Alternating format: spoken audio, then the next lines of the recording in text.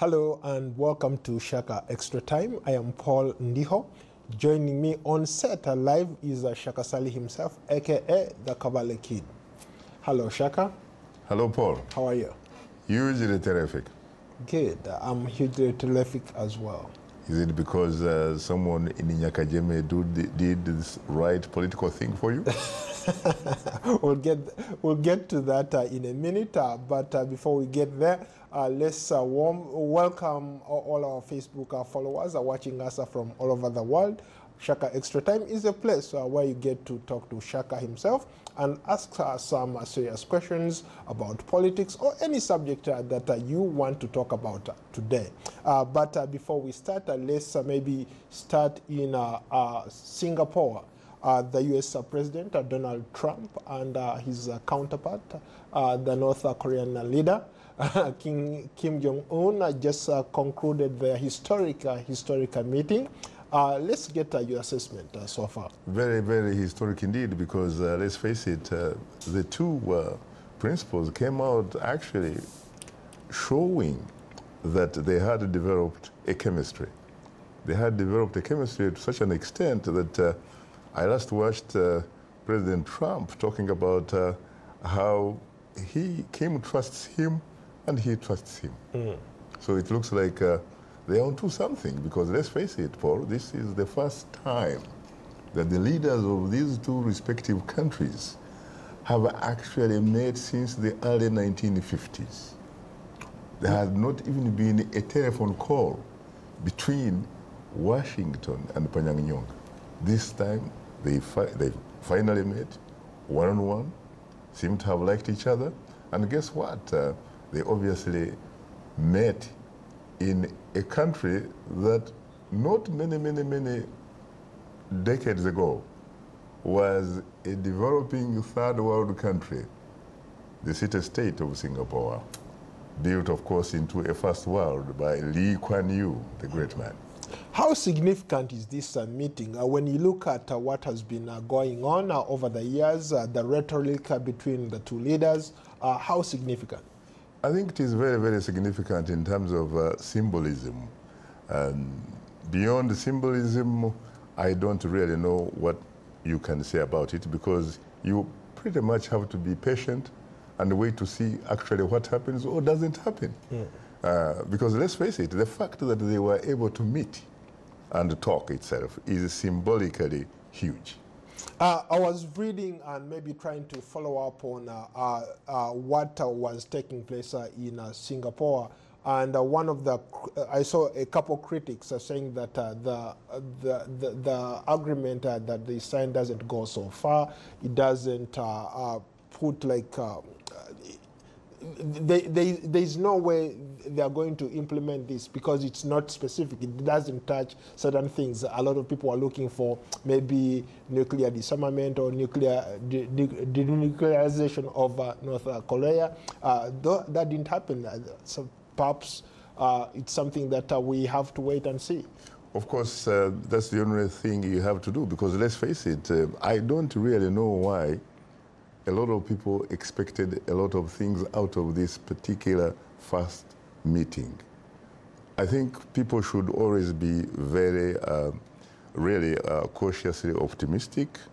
They should be very, very patient, because let's face it, I think what you actually saw happen in Singapore could probably be characterized as essentially talking about talks that those two probably have yet to have. A lot of people, including President Trump, credited the North Korean leader, saying that he's a gifted young man, he's got talent. The fact that he's able to be on the same stage with the U.S. president, the fact that he has put his foot on the ground, says something about that young leader. There's no question about it, Paul. First of all, his parents made sure that he became the beneficiary of arguably one of the best educations. He spent a lot of time in Switzerland and had his formal education and what have you. He speaks many languages, which probably an American president probably wouldn't speak. Most American presidents pretty much speak English. They probably don't have to worry. After all, English has since become a world language. But let's face it, this is a man that not only is he young, in which case, of course, he also has an advantage in the sense that he is young. He probably interacts also very easily with the new social media and what have you, and knows what is happening not only in the neighborhood, in his own neighborhood, but beyond. Mind you, this comes about because perhaps he, unlike his father and his grandfather, who somehow viewed the world differently, this is a man who was recently in Seoul. We're talking about South Korea. And perhaps because of that meeting with the president of South Korea, eventually it leads to what? The big one. Do you think this meeting, this symbolic meeting, is going to open up North Korea? Or that's something that we have to wait and see how this whole thing plays out? I think it has the possibility of doing precisely that, because frankly, let's face it, even though North Korea is a very fiercely independent nation, it also happens to be part of the international community. It wants to be liked. It wants to have allies. It wants something to happen so that it can also, frankly, enjoy some economic advantages, because the economy is not in a particularly good shape. They can't simply live on nuclear weapons. I mean, you can't eat nuclear weapons. They obviously have demonstrated the fact that they are very advanced in some sciences and all that kind of stuff, that they can go places. Now it's time for North Korea to figure out a way of opening up so that their people really can begin enjoying life like people who live, for example, in their immediate neighborhood. Let's face it, you're talking about South Korea and North Korea. Guess if those two countries could unite, you could probably get a superpower. Absolutely. Right here, because let's face it, you remember before you had West Germany, and then you had East Germany and what have you. And guess what? When these two countries came together, you can see where Germany is. And what about Korea? I think that, both of them have some, something to offer each other. And if they can bring those two differences together, hey, you're looking at some giant superpower or another giant superpower actually coming out of Asia. Well, that's a perfect segue to our next segment. Talking about superpowers, we are talking about Russia, but we are not talking about politics. We are talking about the upcoming World Cup. Which is a sort of superpower in itself. Absolutely, a beautiful game. There is a lot of excitement, whether it's here in America, but largely across Africa and the entire world. People are cautiously optimistic about the upcoming World Cup. Let's start with a comment from Frank Nwamanya in Uganda. The FIFA World Cup is kicking off in Russia this week. What is the significance on the continent and the world at large? First of all, we're talking about, most people agree that it is the beautiful game. This is an event that essentially helps to unite the entire globe. No matter where you go, anywhere in this world, on this planet Earth, everybody is pretty much talking about nothing but the beautiful game. We're talking about football. So it actually becomes a sort of universal language, something that cuts across class, ethnicity, race, gender, something that cuts across nationalism, you name it. It is the only constant. It is a common denominator. The world essentially right now is going to be, in a sense, in some mode of celebration. Whether you win or you lose, it will be a celebration of sorts.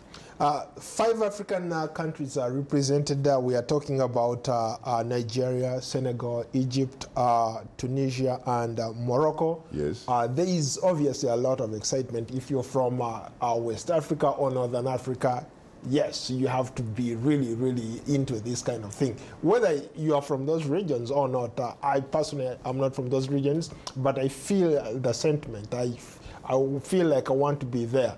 But some of these teams, they have all odds stacked against them. How do you think they will fare?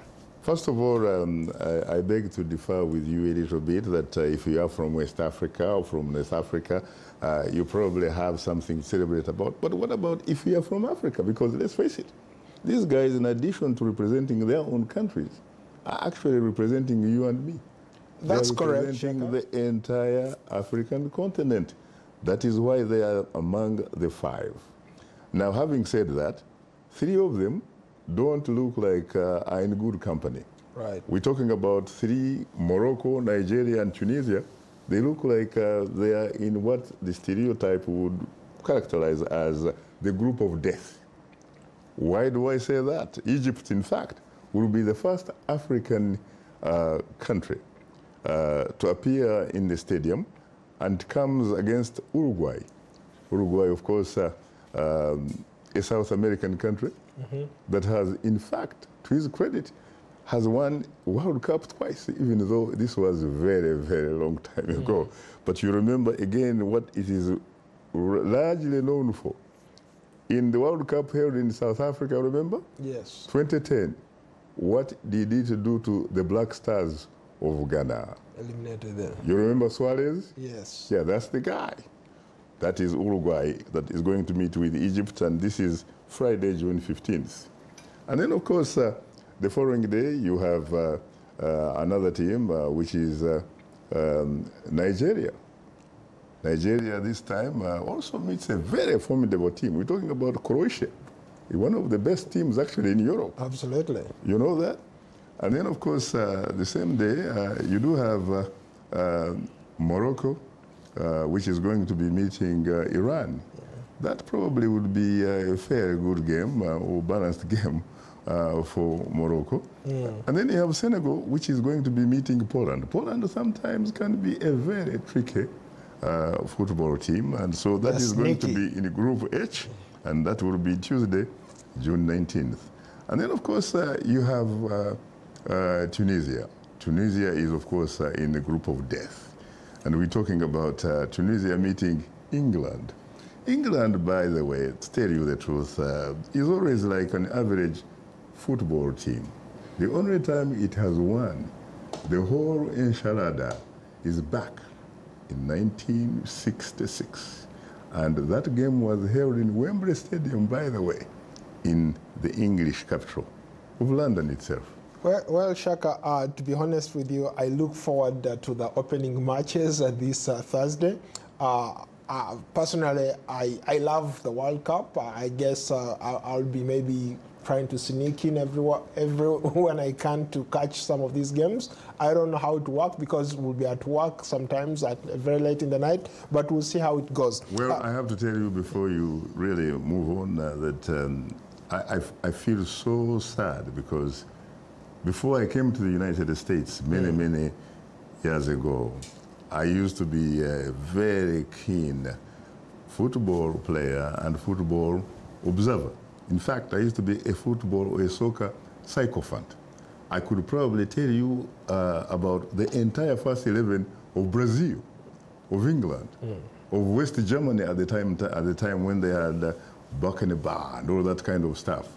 I could tell you about a lot of things about football, but since coming to America, where probably you begin, singing the virtues of basketball and American football and stuff like that, there isn't really much that I can tell you about. But I will support the African teams with my heart. And I say this from the deepest, better part of the bottom of my cavalry heart and soul. And if they are eliminated, I hope at least one of them for the first time makes history by advancing to the semi-finals.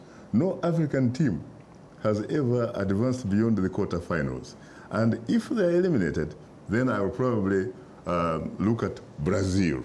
I hope Brazil will have an opportunity to somehow sincerely figure out a way of removing the monkey off its back. I'm talking about the 7 goals that were scored against Brazil in Brazil itself by the Germans during the last World Cup. It was a humiliation, really. Yeah.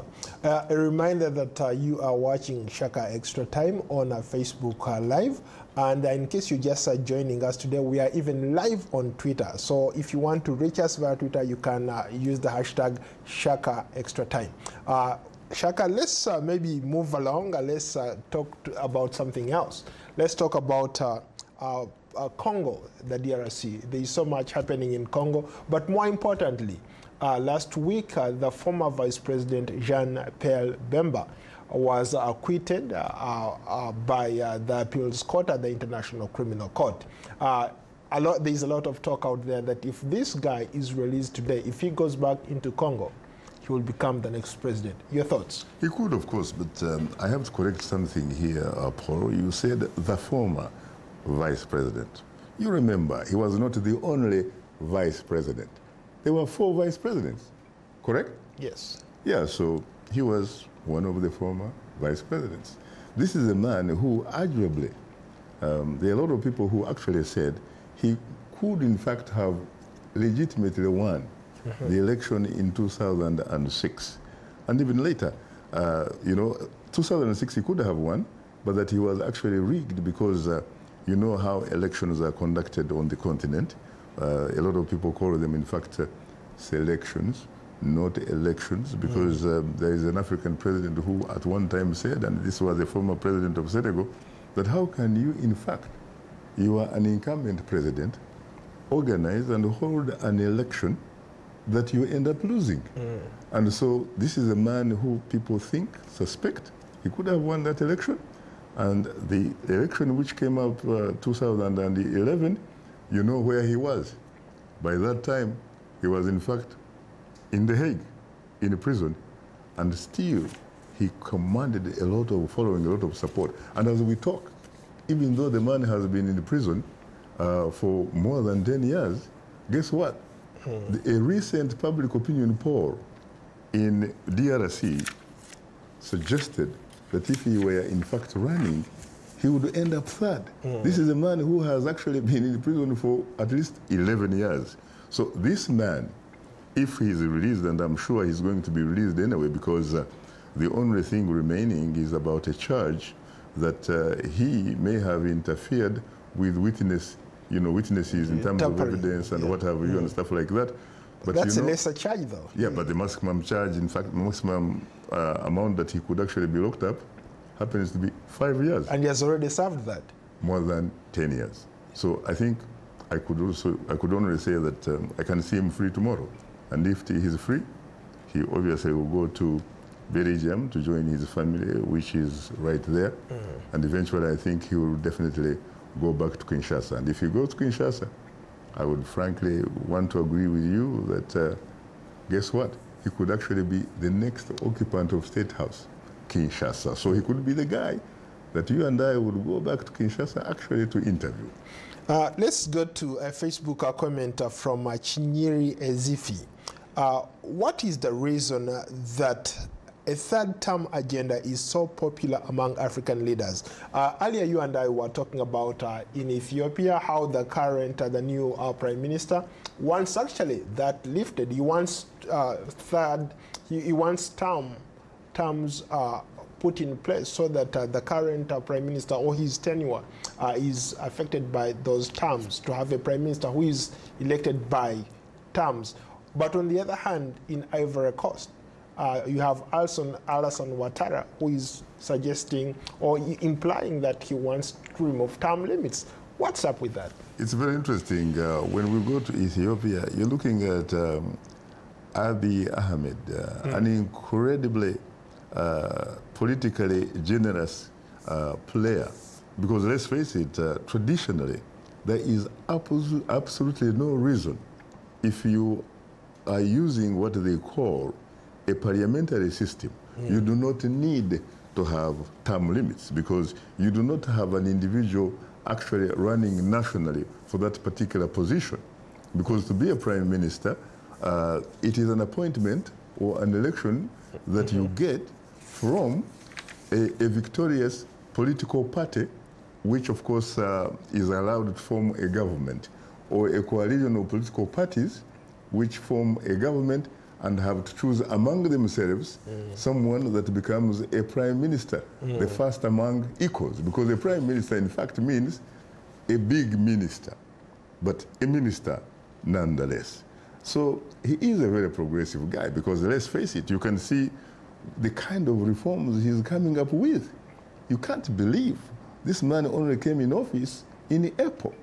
And right now, it pretty much looks like a sort of trajectory political change of sorts in Ethiopia, a country until recently that was so autocratic. Right now seems to be on the verge of, in fact, being, in a sense, a candidate for democracy in that region, frankly, where democracy seems to be a foreign language. Before we leave Ethiopia, what are you talking about tomorrow on Straight Talk Africa? Tomorrow, in fact, we are talking about nothing but Ethiopia. We are actually looking at Abiy Ahmed. This is a man who has released a lot of prisoners, who some of them came from the opposition, and he even, in fact, went to a house of a family of an opposition leader who was until recently charged as a terrorist, paid a courtesy call on him and congratulated him for being free. This man was in Egypt the other day, and guess what? He was given some Ethiopians who had actually been imprisoned because of being illegal, and he flew to Addis Ababa with them in his own prime minister's plane. Very interesting. He's a very interesting guy.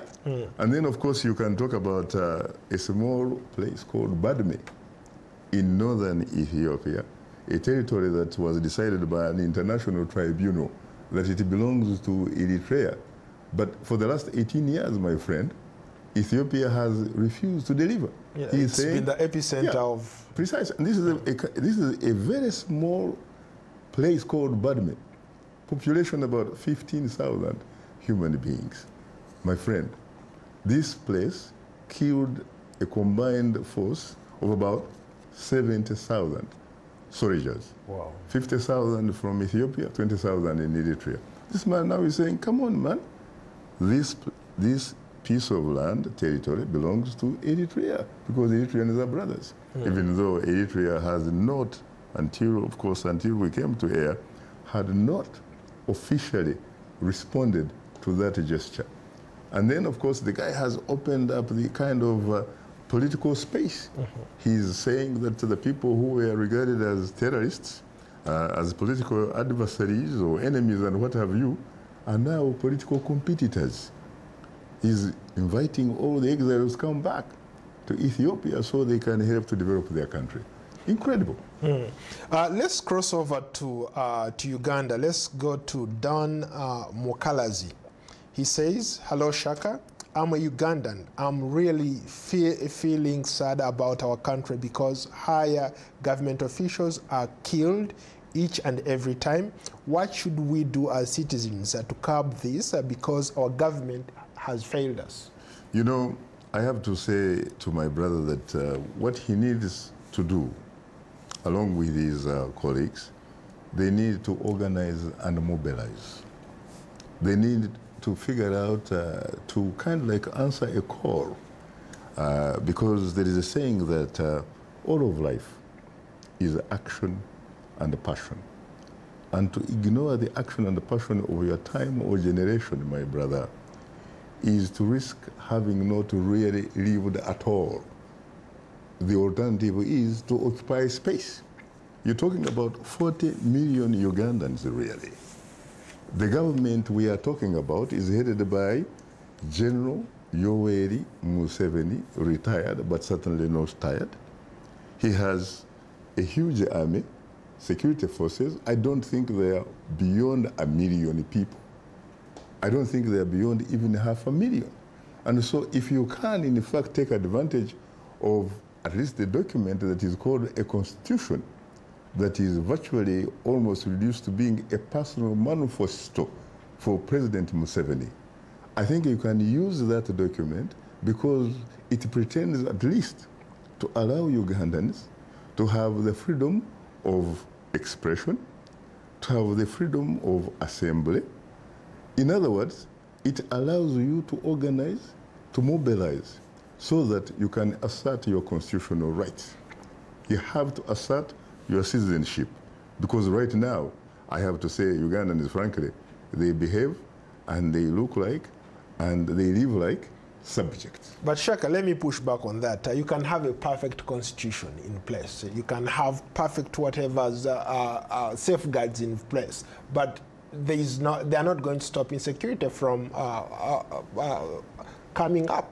You have all these murders, unexplained murders. Nobody has been able to catch any of these people committing crimes of that nature. Unfortunately, I disagree, Paul, because the first responsibility of any government, first and foremost, is to provide security to its citizens, its people, and property. If you have reached a point as a government where you cannot in fact guarantee that inalienable right, then it means that you are no longer in a position to be called or to call yourself a government. Then you should go. You should resign because you're not in control. You can only be a government if you are in effective control of a society, if you are in effective control of the elements that give you the opportunity to provide certain fundamental rights of human beings. You have to make sure that you do things that are expected of a state. Because the people pay their taxes. If the people pay their taxes, you have to use those taxes, for example, to pay your civil servants, to pay your public officials, to pay your soldiers, your intelligence operatives, your police officers, and what have you. So if you feel that you are not in a position to guarantee the basic fundamental rights of a people and security of their property and what have you, please, just step aside. Call for elections. Let someone else come and be in charge of the store. Yeah, Shaka, very briefly, let's go to Cameroon. Let's go to Mustafa Mona. Similarly, the people of Cameroon are going through political unrest, and the Western media is silent and paying attention to the quagmire. God save Africa. Your thoughts? God save Africa, but Africans are going to have to learn to save themselves. And in fact, they have already saved themselves in the past. If they hadn't saved themselves in the past, Cameroon, as it is right now, wouldn't be experiencing the second president of the Republic, Paul Biya. Because let's face it, it was under the French, initially under the Germans, because of the Berlin Conference of 1884-85. But the Africans, they somehow organized themselves, mobilized, organized, and fought against colonialism. Look, the British had an empire where the sun never set. Where are they? Apartheid South Africa even had nuclear weapons. Where are the Boers? Where are the Afrikaners? Where is the apartheid South Africa? It's gone. Some of these things can go to. Yeah, very briefly, Shaka. We have a call of, a comment from Nigeria. And Nathan asks, why are you silent about Biafra? I am not silent about Biafra. Biafra is a very long story because, let's face it, you have to go back to 1966 when you had a coup and a counter coup that eventually brought about Biafra. So it's something that we probably need to address in Straight Talk Africa. Well, we have to go, unfortunately. Thank you so much for being a great guest. I look forward to hosting you on another edition of Straight Talk Africa, of Shaka Extra Time. Thank you so much. You're most welcome.